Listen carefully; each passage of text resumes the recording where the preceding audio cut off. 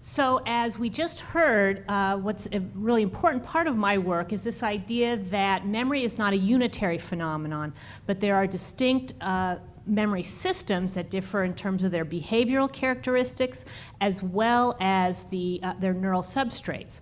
So the big distinction is between declarative and non-declarative memory. Non-declarative memory is another word for implicit memory. In terms of their characteristics, declarative memory is really what we typically think of when we think of memory. It's memory for facts and events, information you're consciously aware of, like what you had for breakfast this morning or the name of a colleague that you met yesterday, things that you're aware that you're remembering. It's declarative in the sense that you could tell me, you could declare that you have this knowledge.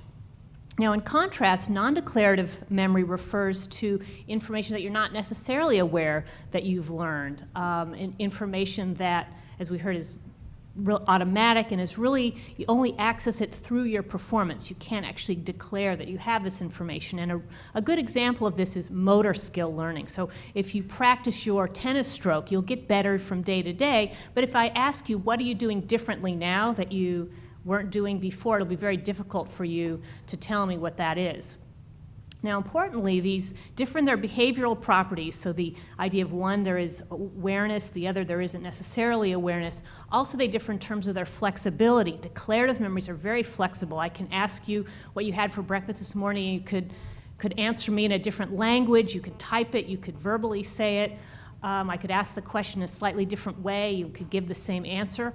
Whereas non-declarative memory tends to be less flexible, that it can really only be accessed in a particular context with particular stimuli. So for instance, a tennis stroke, if you could learn with one particular racket, then you change your racket, you might not show absolute 100% transfer. There might be some kind of a learning process to learn with that new racket. And importantly, these two types of memory differ in their neural substrates. Declarative memory depends on structures in the medial temporal lobe, including the hippocampus, whereas non-declarative memory does not. So these two types of memory are really supported by very different neural structures. Just, again, the idea that they're quite different types of memory. So I'm today going to talk about habit learning, which of course is very relevant to studying addiction and the development of addiction. Habit learning is a form of non-declarative memory, which is characterized by the implicit learning of stimulus-response associations. Now, and a key feature of stimulus-response learning is insensitivity to devaluation of the reinforcer. So the subject learns that a certain stimulus will start to elicit a response in this very automatic, implicit way. And even at the point, and the reinforcer just plugs those two together. And even if later, after learning has occurred, if the reinforcer is no longer attractive, or the subject doesn't want the reinforcer, that habit will remain. And on the next slide, let me just kind of walk you through what I mean by that. So let's examine a situation in the laboratory where we have a laboratory rat that when there's a tone, if he presses a bar, he gets food, so he gets reinforcement. So with time, the reinforcer of food will stamp in that tone bar press association, that stimulus response association. So after enough trials, the rat will very automatically just press a bar when he hears a tone. Now, the key feature of habit learning is then later if you make the food no longer attractive to him or take away the food or he's not hungry anymore, he will nevertheless, when he hears the tone, just out of force of habit, press the bar. So that's really what we mean by habit learning, this idea that the reinforcer is not represented in the association, and that when it's devalued, you still have the learning. That's a key feature of habit learning. Now, as I said, these habit learning and declarative learning depend on different neural systems. So damage to the hippocampus, which is this red structure here, leaves habit learning intact, and that's been shown in humans as well as in experimental animals. Whereas damage to the neostriatum, here part of the basal ganglia, impairs habit learning but not declarative learning. So there's a double dissociation between these two types of learning as they depend on these two different brain systems. Now, what I wanted to do is just describe one experiment that kind of gives a flavor of the sorts of experiments I'm doing in my laboratory to actually look at the neural substrates of habit learning. And in this particular experiment I'm going to describe, we trained animals to, under an instrumental conditioning using an interval schedule. And the idea was to train them up so they learned a stimulus response habit, and then we would look at the neural substrates that are important for supporting that habit. So when we use an interval schedule, that tends to make animals learn things in a habit-like way.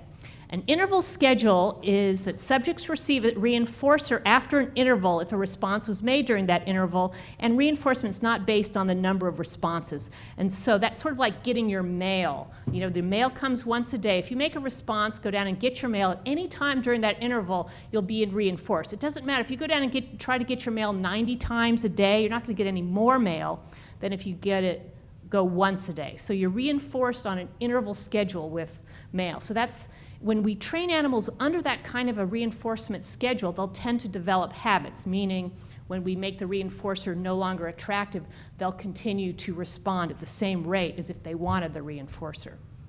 So this type of conditioning, through a lot of studies of animal learning, appears to be mediated by SR associations.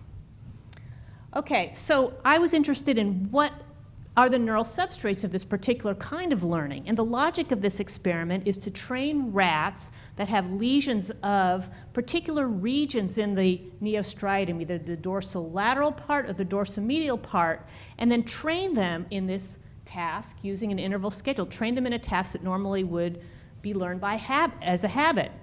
And then after I had trained them up, probe the content of what association to see which ones had learned as a habit and which groups perhaps had learned it in a more goal-directed way, that, oh, this particular response leads to this outcome, not in this habit-like way.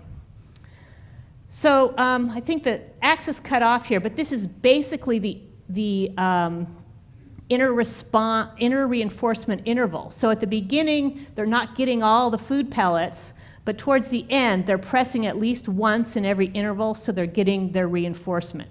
So all the rats are learning this. The ones that have no lesion and the ones that have lesions in these two different parts of the neostriatum are learning. But the question is, are they learning the same thing? And let's just focus on the top. This is just their performance on the last day. This is sort of what I showed you in the previous graph, that all the rats are pressing at about the same rate. But then the question is, now let's make it so they don't want the food anymore. We can pair the particular food that they were pressing, that they were reinforced with something that makes them ill, so now they no longer want to eat the food. Now what happens when we put them back in the box? See, are they going to actually respond? Well, the normal rats do. This shows they've learned a habit. Here, the ones that devalue, the ones that hate the food, are responding just as much as the ones that want the food. In this case, this is the definition of habit. They are responding in this automatic, habitual, compulsive way. They're just pressing that bar even though they don't want the food. Now, in contrast, the rats that had a lesion in this part of the dorsolateral striatum, when they don't want the food, they stop pressing, compared to the ones that, of course, want the food. There's a significant difference here. And the ones that have the lesion in a slightly different place, it's sort of an in-between case. So this is interesting in that this brain lesion in some ways has made the rats more insightful, in that they have modified their behavior based on, because they didn't learn it as a habit. They learned it as a goal direction action. When I press this bar, I get this food, rather than just a stimulus response habit like the control rats. So now let me just summarize.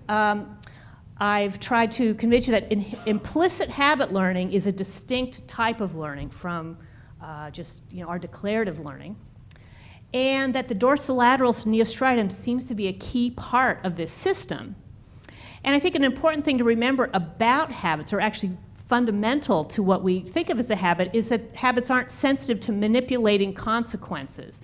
That and I think this probably has implications for treatment, in that just making the consequences bad, or even if a particular drug is not reinforcing anymore, that the stimulus response behaviors may persist. And finally, I think that this work could be important because insights into the neural substrates of habit that we are gaining from work with experimental animals could lead to neuroimaging hypotheses in humans that might lead to insights about treatment outcomes that might be even more sensitive than behavioral measures. Thank you.